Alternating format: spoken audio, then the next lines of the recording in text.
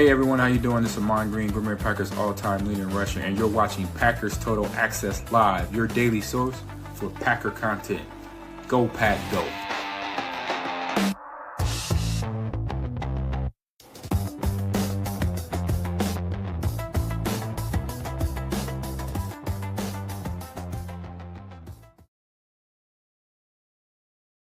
What's up, guys? Welcome into Packers Total Access. My name is Clayton. You can check us out on packernet.com. Find me on Twitter at Packers_access. Joined alongside Tim in Green Bay, a chilly Green Bay. They're bracing for, negative 235-degree wind chill up there, I'm sure. So we're down here in Tennessee. We got a little bit of a storm blowing through as well. So we're going to be bundled up and ready to brace for that. We're either going to get 2 feet of snow or we're just going to get rain. Nothing in between, it sounds like. So we'll see what happens. But tonight on tap, guys, obviously we're going to kind of reset the slate for the defensive coordinator. Hire there, the opening, if you will, for the Green Bay Packers. We're going to talk about the latest. One of the top candidates that was set to be interviewed by the Green Bay Packers has been poached. He has a new home. We'll talk about who that is. Like I said, we'll kind of reset the coaching board and show the other 3 that are being interviewed, give you a little glimpse into who they are, and also a little bit of hiring news on the backside there as well, with other head coaching jobs being filled as we speak. We'll talk about the some of the candidates that might be looking to fill some of the openings and how that may affect. If you guys didn't see the video earlier, we had a trickle-down effect that you guys can go watch. I'll make sure I attach it to this video so you can find it real easy here at the end. So we're going to talk about that. Then we're going to do a little bit. Brace yourself now. Brace yourself. I know it's January 22nd. We're going to talk a little NFL draft tonight, Tim. I'm excited about it, man. We're going to start to dive into a little bit of a preview of the Senior Bowl and the East-West Shrine Bowl. It's going to be a lot of fun, man. I'm glad to be back, man. It's that time of year. Feels like it's been forever, don't it? It's been too long, man. It's been too long. I'll do my best to keep up, and I'm looking forward to this, talking to these candidates. And then obviously, before you know it, it's next week, guys. We get the Shrine Bowl and we get the Senior Bowl. So looking forward to it, man. It's going to be absolutely wild, man. The board, and we'll give you guys a glimpse of our draft board that you guys can find over in our Patreon group over at patreon.com/Packer Fan Total Access as well. So before we get into everything, if you guys would do that YouTube stuff for me, hit like, hit subscribe, click the bell icon. If you're new here, welcome. Thank you for making us a part of your evening here at PTA. We're not experts. We're not insiders. We're not media members. We're fans just like you talking Packers on a daily basis. So if you are looking for that type of content, you want free agency news, you want coaching hire news, you want draft news, you want training camp coverage, everything. We try to go live on a daily basis, most cases multiple times a day. So if you're looking for that type of content, make sure you hit subscribe and click that bell icon so you don't miss out whenever we do go live here in the future. Tim, let's jump into it, man. Waste no time. Boy, oh boy, those Dallas Cowboys, they snuck in and stole one from us. This was one of the top candidates, in my opinion. He was within the last defensive coordinator hiring cycle. He was one that was on Matt LaFleur's short list, and that is Christian Parker. He is now was most recently the defensive passing game coordinator for the Philadelphia Eagles. Done a heck of a job there. He had been out in Denver before. He was here in Green Bay for 1 year, kind of being a quality control coach, top analyst, type role. But the Dallas Cowboys, as you can see here, they have poached him. So Adam Schefter just put an article up on ESPN. It says more about the Dallas Cowboys agreeing to a deal to make Christian Parker their defensive coordinator. So Christian Parker off the board. I said my top 2 choices out of all these guys, Tim, of the ones that we felt like were semi-available, would be Christian Parker and Brian Flores. Christian Parker agrees to a deal here with the Dallas Cowboys. Brian Flores, it sounds like, is going back to Minnesota if he doesn't get a head coaching job. And it's starting to look like he may not get a head coaching job.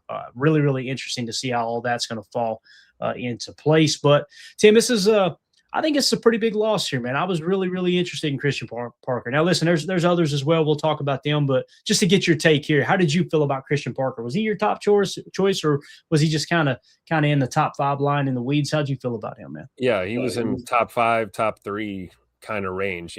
Another one bites the dust, as they say, right? But best wishes to him, except when we meet the Cowboys again, it will happen.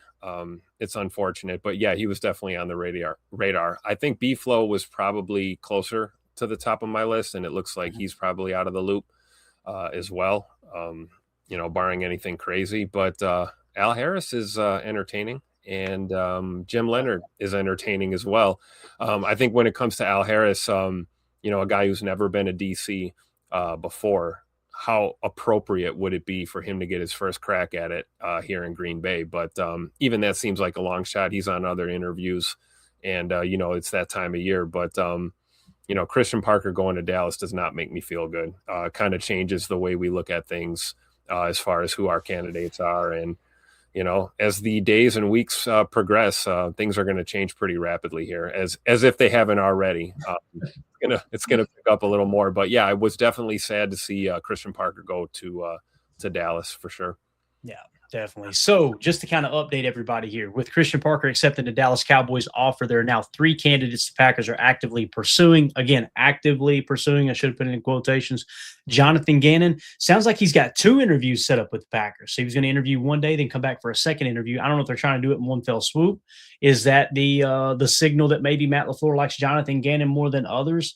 I know Packer fans are kind of at odds with the Jonathan Gannon choice. He definitely wouldn't be my top choice, although it is somewhat appealing that he does have a little bit of head coaching experience, albeit pretty rough go at it out there in Arizona.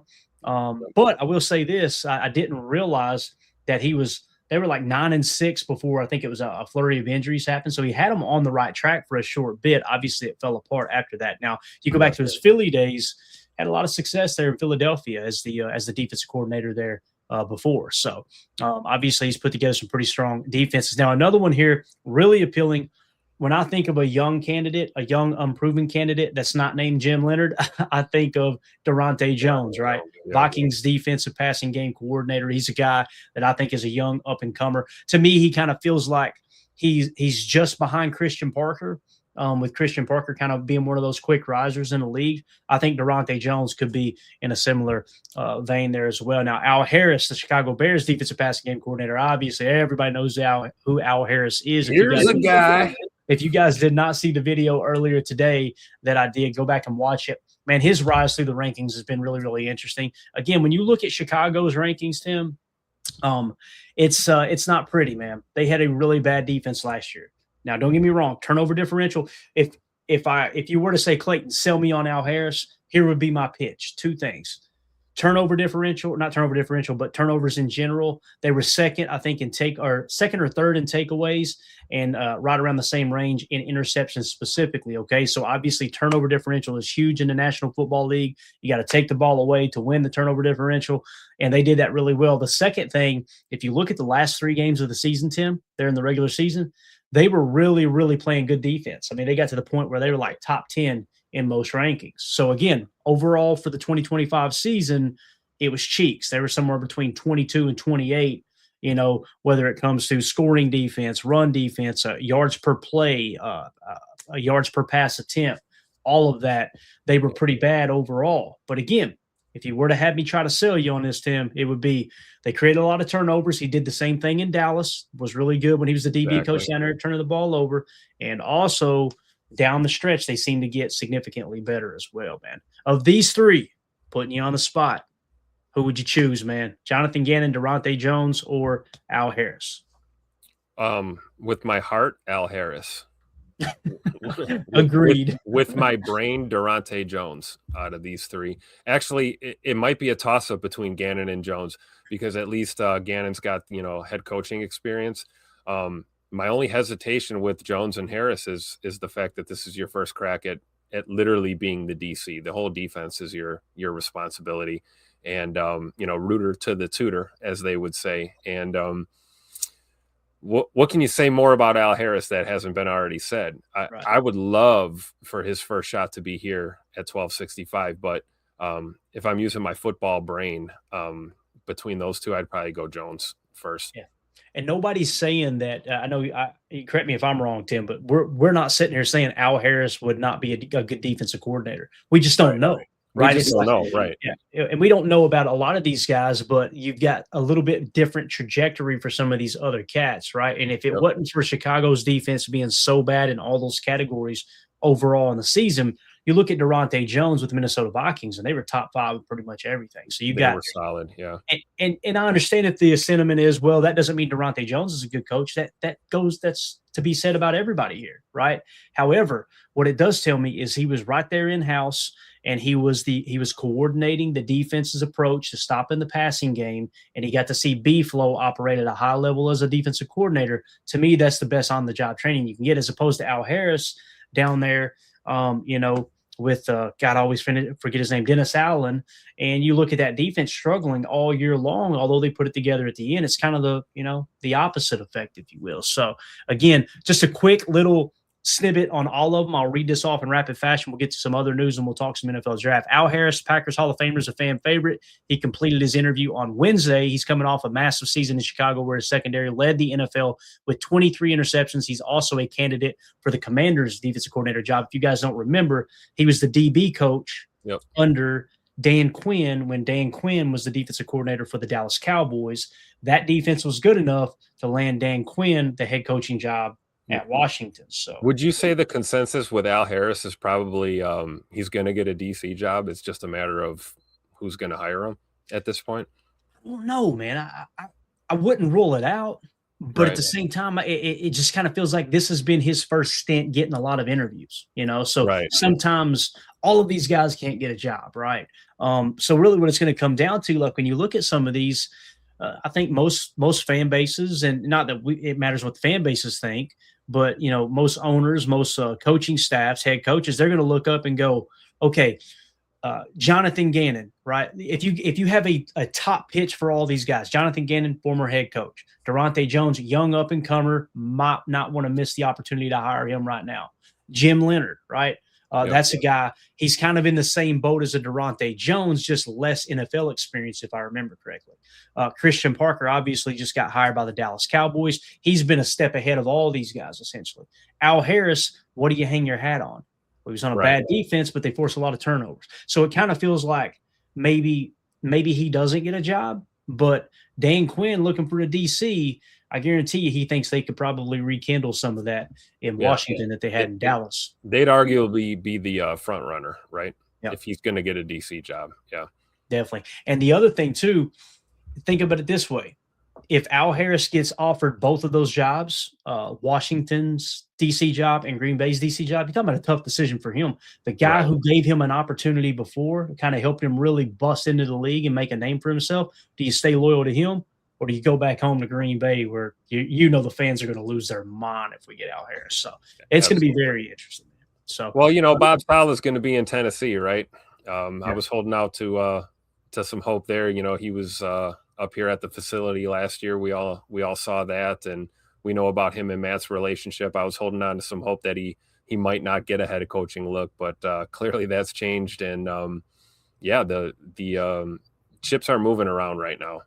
I think at this point, Raheem Morris might even be off the board. Just looking at, kind of the rumor mill and everything. So I think we're looking at this kind of crop of candidates right now, and we'll see what happens. Yeah, and Raheem's one of those. I wouldn't be surprised if we hired him, but also there's so many other teams that would be very interested in him. Like if Chris Shula leaves the LA Rams, I think that Sean McVay's going to come calling Raheem again, like, hey, come on back home, because that's where he was at a few years ago, if I remember correctly. So, yeah, it's going to be interesting there as well. So Jonathan Gannon, obviously, despite a tough tenure at the Cardinals as the Cardinals head coach, Gannon's highly respected for his 2022 Eagles defense. LaFleur has publicly praised his coaching style, and he's seen as a high experience, safe hire, if you will. And that makes a lot of sense. Durante Jones, poaching him from a rival, is the theme this year. Jones led the NFL's #1 pass defense in Minnesota this past season and has history in the state of Wisconsin. He was actually a former Wisconsin Badger assistant. So, hey, we'd be okay with those Badger ties for sure. And then, of course, you've got Jim Leonard. And I like what Nick Lynn says here in the chat. Good to see you, buddy. He says, I'd put my money on Jim Leonard getting the job. My gut says they would have already hired someone if he wasn't their guy. And what he's talking about there, Tim, if I understand the rules correctly, and everybody go do your own research, because again, sometimes the rule book they'll say one thing across the NFL, and the next thing you know, there's this little bitty clause here that they can get away with doing something else. But it's my understanding that win or lose after this week, Jim Leonard can be interviewed. Okay. Even if they win and go into the Super Bowl, there's a week off there where these guys can interview. Now, sometimes they decline interviews because out of respect for their current team. But I think it's safe to say the Patriots should be able to win that ball game against Denver, seeing that it's Jared Stidham starting with obviously Bo Nix having that horrible injury and being out the rest of the playoffs. So we may get an opportunity to interview him this week. Nick, you may be onto something there, man. If we look up this week and all of a sudden, bang, an interview gets scheduled, he may have been the top choice all along. Now, will Jimmy Leonard take it? Before he turned it down, but it was my understanding he wanted to go back to college. He didn't want to. Yeah. He didn't want to go to the pros. So now he's in the pros, probably more likely to take it. Of course, Daryl in the chat agrees. He said, "Yeah, Jim Leonard's one of those defensive-minded coaches that can coach the defense. He's a heck of a coach, man. A heck of a leader too. Somebody who's been in the trenches and done it along the way for sure." So, Jim Leonard, the white whale. I love how AI pulled that and said the white whale, right? For many Packer fans, because the Denver Broncos are currently preparing for the AFC Championship, the Packers cannot officially interview or hire him until their season ends. Again, I think there's a loophole there that he can actually interview next week. You guys go double check that. And of course, Christian Parker, we talked about, he signed with the Dallas Cowboys. So those are some of the candidates. Again, it's not all of them. Last year, Tim, nobody was sitting there saying Jeff Hafley's going to be your next DC. He came out of kind of nowhere, right? So that could happen again. And obviously that proved to be a good hire. And I can't wait for Sunday, like the tail of the tape will be if somehow, some way, Denver finds a way to win that ball game. Yeah. And Jim Leonard comes out here anyways for an interview. Like you said, it's, kind of the respect factor. There's no rule violation. You can interview for a job for next season, right? So if they win and, that week between Championship Sunday and Super Bowl Sunday, he comes out to Green Bay for an interview, that might tell us all we need to know, I think, at that point about at least his intentions. Yeah. Going forward. So it'll be interesting to see how it plays out. Yeah. Jason Y with the super chat. Thank you so much, buddy. Appreciate you. Says, am I the only one that wants a DC who's kind of hard-nosed a-hole and shakes things up? I do not care if he's friends with Matt LaFleur or from Wisconsin. No, you're not the only one. There's many people that aren't Wisconsin fans that are Packer fans, and they feel that same sentiment there, Jason. As a matter of fact, you want to know one that felt that before? It was this guy. The last hiring cycle, I remember pissing a lot of Wisconsin Badger fans off, and I didn't mean to. I root for the Badgers, man. I want them to do well because I got a lot of friends in Wisconsin that I want their college team to do well, the college program to do well. But I would always ask them if he didn't have his Wisconsin Badger ties, would you still want him? And they got pissed, which told me the answer because we know. I'm looking more at the Denver tape this year. Bingo. When I'm considering that, yeah. My whole pushback was, hey, he hasn't had any experience in the NFL, right? Well, now he has. And you're seeing what he's done as the passing game coordinator up there for the defense in Denver. Okay, now I feel comfortable with it. Before it was like, let's kind of see what he can accomplish in the league. Now, when you describe a hard-nosed a-hole and shakes things up, Jimmy Leonard's kind of intense from what I've heard. Anyone who's played with him, that dude would put his face in a fan for his teammates, right? He's one of those kind of, gritty. He's wired up that way for sure. Yeah, absolutely. Listen, I love Jeff Hafley, but Jeff Hafley led with love in his room, right? I didn't get the sentiment that his players were scared of him. Like, oh God, I don't want to. They wanted to perform for him because they could tell that he cared, right? And you could hear that in the press conference in Miami, which was an awesome press conference. You guys haven't heard that, go listen to it. He almost got emotional talking about Green Bay, talking about Matt LaFleur, talking about the fans, and how much everybody meant to him. So, but I understand where you come from, Jason. I think you make a great point, dude. I feel that energy too. I totally feel Jason's energy right here. Yeah. Like enough is enough. We need whoever the hire is going to be, put it this way, whoever the hire is going to be, we got to nail this one. I mean, it's the modern NFL. You're talking a 1 to 3 year window with anybody when it comes to coordinator or staffing positions. Sometimes you got to be prepared to do this every couple of seasons. Unless you get a guy and you nail a hire and you get someone here for the long haul and they really change things. So I totally feel that energy. Enough is enough. We need to perform out here. Yeah, absolutely. So just a couple of other news and notes around the league as we wrap up this segment, get ready to talk some NFL draft. Tom Pelissero tweeted out the Ravens plan to hire Jesse Minter as their head coach. Sources tell the insiders it's a reunion for the Ravens and Minter, a one-time John Harbaugh assistant who now replaces him in Baltimore. If you guys don't know, you got Coach McDonald left Baltimore. He was the DC. He went to Seattle, got the head coaching job. Jesse Minter, if I remember correctly, and you guys correct me if I'm wrong in the chat, he went to Michigan and they won a national title. And then he came back to the league to the LA Chargers, I believe. If I remember right, got the head coaching job. They were Jim Harbaugh. So Jim Harbaugh came from Michigan, brought Jesse Minter with him. I don't know if it's the same year. It might have been 1 year in between, but I think it was the same year. And now you're seeing Jesse Minter go back to Baltimore. So that fills in one of those voids, Tim. So now, as Mike Garafolo had tweeted out, it's halftime in the coaching cycle here, right? The Giants got John Harbaugh, Falcons got Kevin Stefanski, Dolphins got Jeff Hafley, Titans got Robert Saleh, Ravens got Jesse Minter. So the rest of the vacancies here: Buffalo Bills, Pittsburgh Steelers, Cleveland Browns, Las Vegas Raiders, and the Arizona Cardinals are still sitting with open. I don't think anyone's falling over themselves trying to get the Cleveland or Vegas job right now, but certainly looking like you said, or like Mike says here, halftime in the coaching cycle, but look at how it's shifted, the coordinator cycle here, whether it's OCs or DCs, because, these guys are going to be, trying to bring their staff in. I'm sitting here on pins and needles wondering what's going to happen with Derek Ansley and DeMarcus Covington. And, there's a lot of guys on the defensive side, at least here in Green Bay, that I'd like to possibly stick around. But, with the hires that have happened, the coordinator cycle has definitely been, kind of jumbled up a little bit right now. And we're kind of waiting to see what happens. Yeah. And Wendell Ferreira over on X put this tweet out, said Adam Stenavich is on the list of potential candidates for the Titans OC job, a play calling position under head coach Robert Saleh. Don't go to the comments on that tweet. It is toxic. There's so many Packer fans saying, take him. Yeah, you can have him. No, somebody said, we'll even throw in Butkus. I was like, I'm getting out of here before this gets out of control. These fans are, they are in peak form here in the offseason. So just keep an eye on that. Stenavich may potentially get an offer with the OC job. Now, listen, can the Packers block that? They can. I don't think Matt LaFleur has ever blocked a hire. He kind of seems like the type of guy that, hey, if you want to go there, go there. You know what I mean? That type of thing. So I think he was still a little pissed off from when I think it was the 49ers blocked his brother from being able to join his staff. I don't know if you guys remember that because it was a lateral move before. So, again, that's just a little bit of a snippet of everything else that's going on around the league with the coaching carousel. If you guys are watching this video back later, let us know in the comments. How do you feel? Are you bummed out that Christian Parker is now with the Dallas Cowboys? Of the three choices that we just gave you, Durante Jones, Jonathan Gannon, Al Harris, which of those three would you like? And how do they compare and pale to Jim Leonard?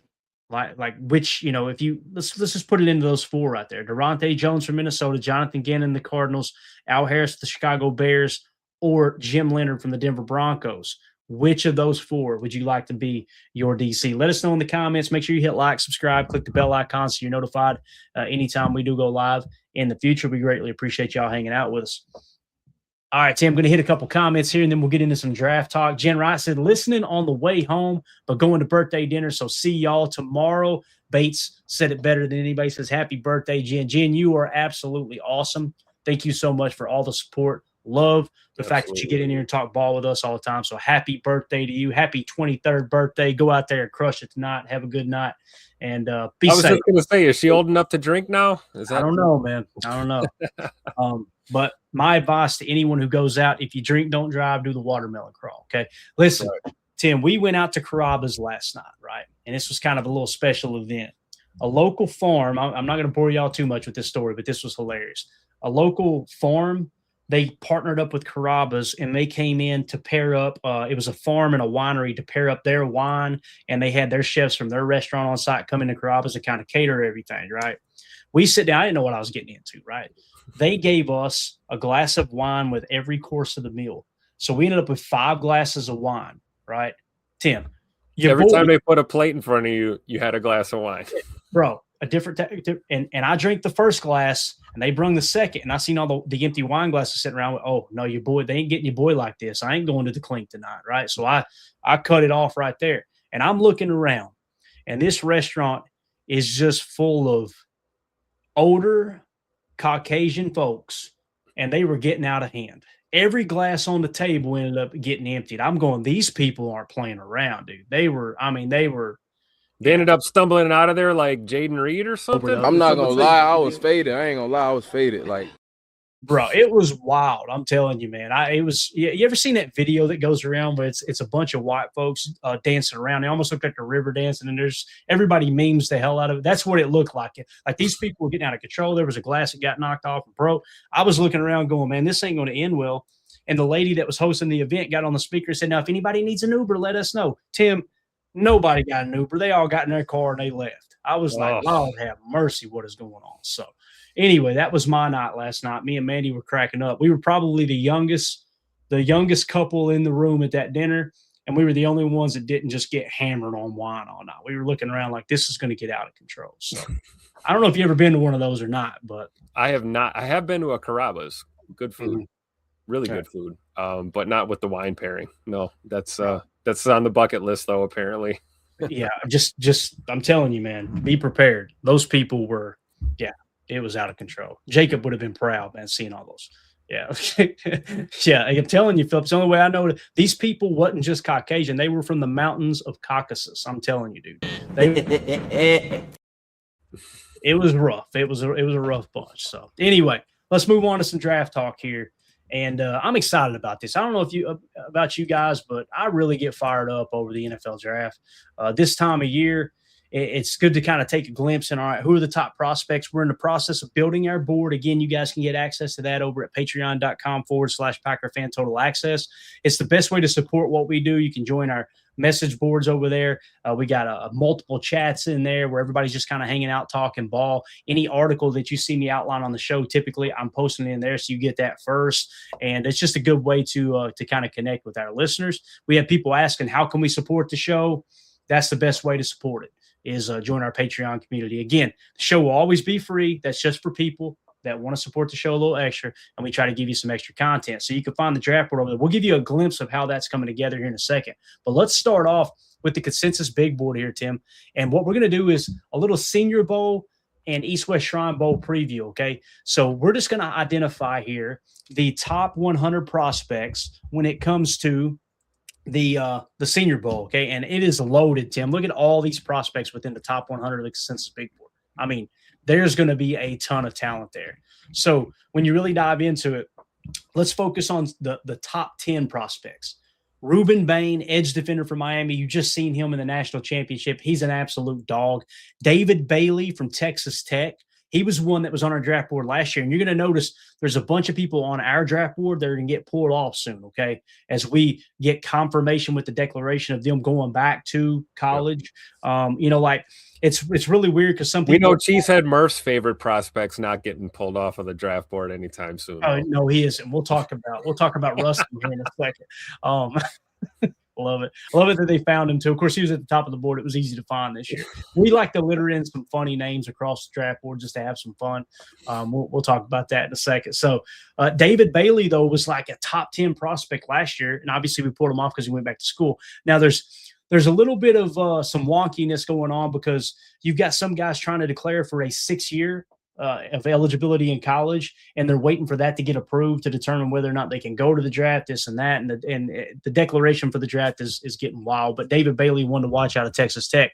Then you jump to 26, TJ Parker, another edge defender from Clemson. So what you're seeing here, Tim, is kind of a common theme. The top prospects in this year's draft, at least from the consensus big boards, board here, I guess you could say, is when we're looking at Senior Bowl practice that week, what we're looking for is Ruben Bain, David Bailey, TJ Parker to go out there and try to impress, right? It's going to be interesting to see how the edge defenders come out in this practice. Next on the list, wide receiver Kevin Concepcion. I think I'm saying that right. He's from Texas A&M. Then you got your first interior defensive lineman, Caleb Banks from Florida. He's the 29th best prospect. Colton Hood, young cornerback from Tennessee. Got to watch him play down here. Solid prospect there. He's projected to kind of go in the first round. He's ranked 31st. Number 32 out of Oregon is Emmanuel. I've heard some people say Pregnon and Pregnon. I think it's Pregnon, interior offensive lineman from Oregon. It's not specifying here on this list whether they got center play or not, although you'll find them highlighted in the blue on our draft board. Number 33 is Akeem Mesador, another edge defender from Miami. So you got two edge defenders potentially going in the first round out of Miami. That defense was stout this year. Jennings Dunker, I hardly know her. Offensive tackle from Iowa. He is number 36 on the list are Mason Thomas, edge defender from Oklahoma, is 37. Emmanuel McNeil Warren, safety from Toledo. So in terms of the Senior Bowl here, Tim, we got our first safety on the board there out of Toledo, number 39 overall. And then, of course, getting into the 40 range, you got Romello Height, edge defender from Texas Tech. 42, Chris Johnson, cornerback out of San Diego State. 46, Elijah Surratt, wide receiver out of Indiana. You just got through watching him play. LT Overton is not an LT, not a left tackle. He's an edge defender out of Alabama. And then at 48, Lee Hunter, defensive lineman from Texas Tech. And then rounding out, we'll just go ahead and say the top 50 here. 51, Zion Young, edge defender of Missouri. What I'm seeing, Tim, there's a whole lot of edge defenders in there, bro. Sure is. And what I'm thinking is, who the hell's going to fall in the draft that we can snatch up in the mid to later rounds? But, hey, this is what this time of year is for, right? We're just getting started right now trying to figure it out. But, a lot of edge defenders on this board right now for the Senior Bowl. Yeah. And you notice for the Senior Bowl, there's no quarterbacks up there toward the top, right? Yeah. Like when you look at it, you got Garrett Nussmeier, who's fallen all the way down to 63. Some people thought he was going to be a first-round pick last year. Maybe his stock rises back up. Then you got Taylon Green at 147 from Arkansas, Sawyer Robertson, 155 out of Baylor, and Diego Pavia from Vanderbilt. Let me tell you something about being down here in Tennessee. Diego Pavia, they either love him or they hate him. This dude is either going to go to the NFL and all of a sudden go, damn, I'll be darned. He can play. He can play because it was a very gimmicky offense at Vanderbilt, an overachiever, but he's got an attitude, Tim. Would not be surprised if he ends up in the clink a time or 12. I'm telling you, this dude, they loved him in Nashville. But anybody outside of Nashville looks at Diego like, man, that dude, all he does is run his mouth, and his brothers they're wild. I'm just telling you, man, it's a wild bunch with the Pavia tribe there. So sounds like a great quarterback for the Cleveland Browns to draft this year. Yes. Yeah, he would fit right in. I'm just telling you, man. Now when you watch him on the field, he's gritty. He'll take a hit. He's like a pocket-sized Tim Tebow or something. You know what I mean? Okay. Tim Tebow was, he kind of plays with a similar style as Tim Tebow. Not just like opposite personality-wise, though. Yes. Yeah. Yes, absolutely. So just wanted to kind of look at the quarterbacks because we always say on this show, and I've heard it, ever since I started watching football, people saying there's 2 drafts every year. Greg Cosell coined the phrase. There's the quarterback draft and then the NFL draft. Typically, quarterbacks will be treated like they're a tier higher than their current tier of talent. That's exactly how that is focused. There's just way more value placed on the quarterback. So that's what you're looking for there in the Senior Bowl. And that, like I said, just a quick glimpse there as to what's going on with that roster. Let's shift gears now and talk a little East-West Shrine Bowl. I know it's not as flashy, and you'll notice here, Tim, not near as many top 100 prospects on it. As you can see, the top-ranked prospect as it sits right now for the East-West Shrine Bowl, according to the consensus big board, is linebacker Jake Golday out of Cincinnati. He's in the 62 spot. Number 82 is Brian Parker II, offensive tackle out of Duke. 85 is Dante Corleone. Hey, forget about it. The best guy around. Cincinnati defensive lineman there. Number 89, you got Harold Perkins, linebacker out of LSU. 90, you got Skylar Bell, wide receiver out of UConn. 97, Darrell Jackson Jr., defensive lineman out of Florida State. That rounds out the top 100. So you've only got 1, 2, 3, 4, 5, 6 prospects there in the top 100. But don't be surprised if somebody down this list, they impress, their stock rises. Who knows? They might end up being a first-round pick. They take the East-West Shrine Bowl very serious as well. But the thing that sticks out to me here, Tim, when you look at the top prospects, got a couple of linebackers, couple interior defensive linemen. So that might be positions to watch for there as well. Opposite of the Senior Bowl, right? Little thinner on the edge, but stack backers look good. O-line, D-line. So this will be fun to watch. Yeah, absolutely. Let's look at the quarterbacks because, again, it's that important. Leading the charge here is Cade Klubnik, a quarterback out of Clemson. He's another one that was projected to be potentially a first-round pick. He's fallen all the way to 167 because the Clemson Tigers were cheeks this year, absolute cheeks. Jalen Daniels, quarterback, not Jaden Daniels, Jalen Daniels out of Kansas, 266. So the top 2 quarterbacks outside of the top 150. Quarterback play might be a little rough, Tim, but we'll still be tuning into the Shrine Bowl for sure. Absolutely.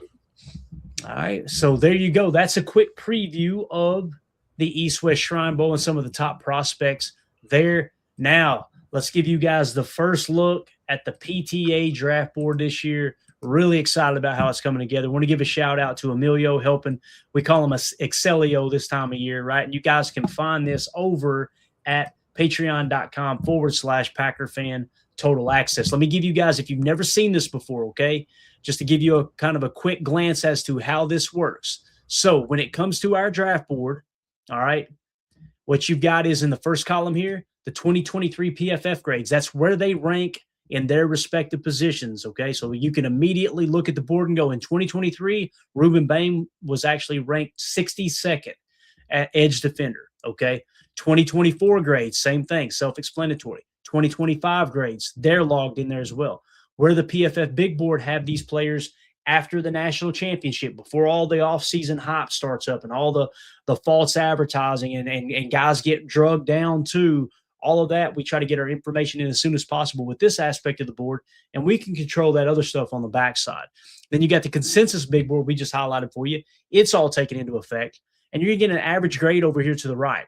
And what that average grade is going to give you low number of wins, and typically you can look at this number and say they're kind of worthy of that pick, right? Somewhere in the 3 pick range. So if you have this guy drop into the 30s, you can look at that 17.3 grade and go, kind of worthy of the 17th pick. Kind of gives you a quick glance in the grade as to where they were valued at on an average basis. Now, notice as we spread out here, you're going to see a bunch of other boxes that aren't filled yet.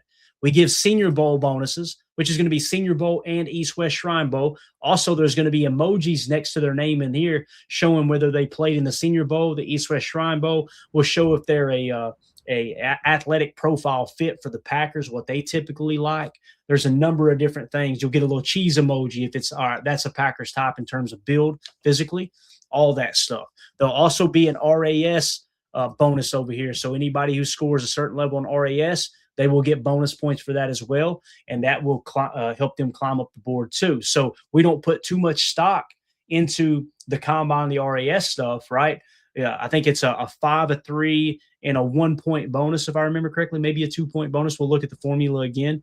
So what it does is, yes, it helps him climb up the board a little bit, but it will also let you know right offhand when you go into our draft board and go Fernando Mendoza, RAS -5, that means he scored a 9+ RAS, right? So that's how that'll fall into place. Over on the left side here, Daniel Jeremiah's big board will go in. That's one of the last things to go in. He's a former NFL scout, lead draft expert for the NFL Network, put a lot of stock in what he says. The 33rd team, it was Kyle Crabb. I don't think he's with them anymore. We may remove it from the board. We got to see who's kind of leading the charge, the 33rd team with their draft board this year. But we put a little bit of stock into what they have to say.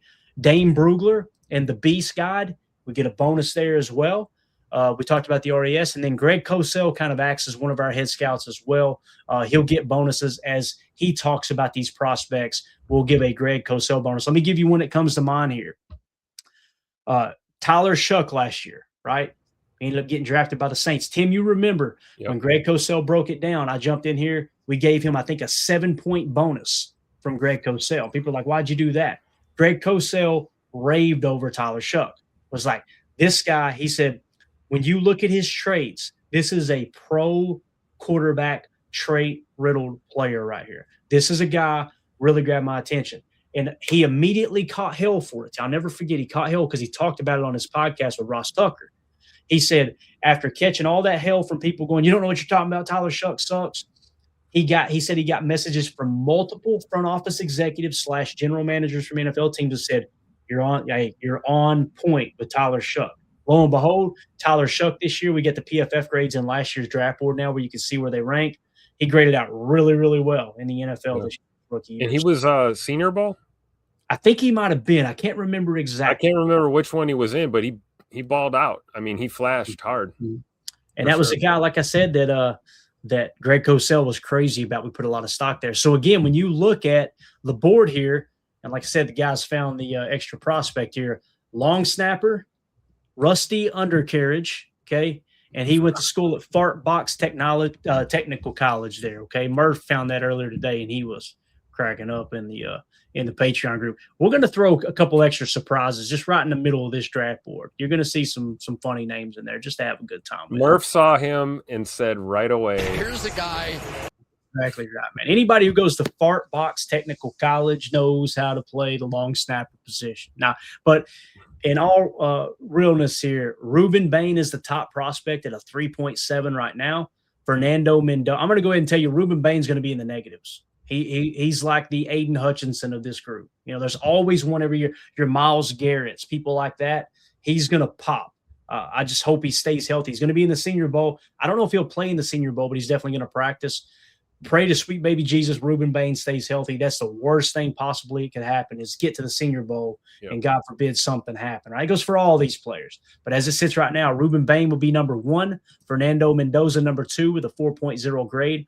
Jeremiah Love out of Notre Dame with a 5.0. And this is a perfect example. People are probably saying, Clayton, you're a Notre Dame fan. Of course, you're going to put him at the top. This is not my personal opinion of these players, guys. It's not Tim's. It's not Emilio's.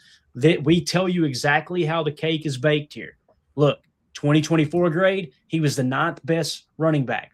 This year, he was graded the 1st best according to PFF. The PFF Big Board had him number 4 overall. The Consensus Big Board had him number 10 overall. That puts his grade at 5. That's before the Senior Bowl, which he ain't going to perform in, obviously. Daniel Jeremiah's Big Board, 3013 Big Board, Dane Brugler's opinion, Greg Cosell's opinion, the RAS, all of that, right? So those are the top 3 prospects. You got David Bailey is sitting in the, I guess what would be the number 4 spot right now with a 5.3 grade. And then you got your first wide receiver at Cornell Tate out of Ohio State. Caleb Downs is going to be a stud. Mark my words. This dude was the best player on the field at Alabama his freshman year. Nick Saban said the second he stepped on the field, best player on our team, and he was a true freshman. He has since transferred to Ohio State and still played great. So look for him to be a stud at the next level. Spencer Fano, if I'm saying that right, or Fano, offensive tackle from Utah, 9.7 for him. So you're going to see tiers start to fall into place. We'll separate those tiers as the board continues to get built as well. Let me talk about the color code. Green means it's a position of tier 1 importance, okay? Edge defender, defensive tackle, right, on defense. Those are your 2 tier 1 positions of importance. On offense, you'll notice it's tackle, quarterback, okay? That's how that sits. The blue are tier 2 positions of importance. In my opinion, that's safety and stack backer on defense, okay? On offense, just center is tier 2. Everybody else will be in the white. I feel like those are the most important positions in the game of football. That's just me studying the game and hearing people's opinion of how important these positions are. I know many people think cornerback is, oh my God, you gotta have a number 1 corner. You gotta have a number 1 corner. I don't even have it in tier 2. It's not that it isn't important. Every position on the football team is important. But these positions right here, you got to make sure you got them shored up. So when we go to draft and we do it in real time and we build our horizontal board, these names and their grades will be spread out horizontally across the board with the positions listed up top, just like the horizontal boards that general managers use in their war room. You'll be able to see these clusters of players. Okay, when we're picking, we got 3 guys in the same tier, 2 in the tier below them, but those 2 in the tier below them are actually tier 1 positions of importance. Might put a little more value on reaching a little bit to grab that as opposed to just going with the best available. So sorry to be so long-winded, Tim. I want to make sure that anybody who's new to our Patreon group understands how the board is built and everything that goes into it. You guys have access to it to go over there. And again, when you go in, you can sort each column. If you just want to see, all right, who had the best PFF grades, just hit that. Bang, now it's sorted by PFF grade. This is all Emilio's doing. If you want to see, all right, who was number 1 on the consensus big board, of course, it's Rusty Undercarriage, tied with Fernando Mendoza, right? And then, of course, you can do the same thing by sorting the average, and that gives you all the information put in together. I'm going to take a breather, Tim. Talk to me. What do you think about how the board looks here, man? No, I think it's a great point. And, again, we got to tip our cap to Excelio for improving the board again. He tweaked it last year, but you can see the changes, going into this year for sure. And, having the color code and understanding how it works really helps because, we've identified our Packer positions of need, right? When we look at this draft class and where we're picking. So being able to separate them by tier and position of importance side by side with knowing where your team wants to be drafting, or at least where we think, this team should be looking positionally, gives you kind of a middle ground to kind of see, because obviously you want to go best available regardless of where you're at. But it's nice to know we have the position and needs identified, and then we have the tiers. Absolutely. And this is what we refer to, guys, as the vertical board. Okay. All of the players are put in vertically and they're sorted by grade. When we build the horizontal board, we'll make sure you all have a copy of this in the Patreon group as well. This is what it's going to look like. I don't know if you guys can see this well enough. That's what the board will look like. And you see all the prospects, right? You see the different color codes and everything. Like, if it's somebody that's a perfect fit for the Packers, they'll light up gold. I want to say we drafted 3 of those players last year. We came up with like, oh yeah, I still got mine, man. I still got mine. Let's go. There you go. This is what we had on the desk with us when we were live in Green Bay last year doing the draft coverage for y'all here on PTA. And it's easy just to mark them off as you go. And what we do is typically during the draft, I'm sure Emilio will come up and be in studio for that.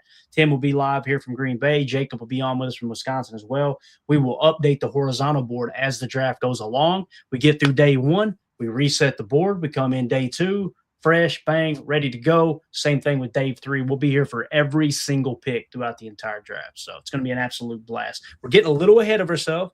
We still got roster decisions to make. We're going to be covering all that. We got to get this staff filled out, right? Defensive coordinator, any assistants that might get poached from Jeff Halfley. We got to fill that out. Then we're going to get to the roster decision stage where it's like, okay, who do we want to re-sign?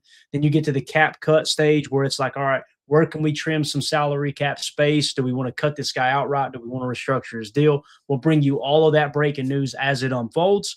And then, of course, we'll be stepping right in, Tim, to Combine, right? We'll get the Combine in the month of February, and we'll get even more information on these prospects. We'll be giving you a little bit of live coverage during the Combine as well. And then we shift to free agency, then the draft, then it's on to mini camp and training camp, and we're right back into the 2026 NFL season. So it's going to be a blast, man. I'm so excited, dude. It's the offseason I get more excited about. I was so excited to remove Tim from the screen. I get more excited about the offseason than I do the regular season, man. I really do. It's an absolute blast, man. By the time week 18 gets here, Tim, I'm burnt out on football. I'm kind of like, you know what? Let's go ahead and get into the next year type thing. So yeah, absolutely. And this is that time to kind of gather all the intel, right? Get your information together and get it sorted because you're right, man. March 11th, free agency period, new league year. I mean, it's going to be here before you know it. And then think about everything we've got in between now and then. So it's a lot of info to dissect, and happy to be along for the ride. This is going to be great. Absolutely. Philip in the chat says, honestly, I love this time of year too. It's great, man. And then when the weather turns, you start getting into spring, right around draft time. Oh, it's great. It's absolutely awesome. So, yep. All right, Tim, that's pretty much it, man. You got anything else you want to hit before we wrap up, dude? I think we've covered quite a bit here. Man, happy to be back. I feel like it's been forever.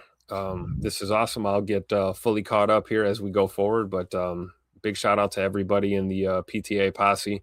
Make sure you click that like and subscribe and join that Patreon group. You can get in the conversation 24/7 and look at our draft board as it's developing here as well. So make sure you click that like and subscribe and join the Patreon for sure.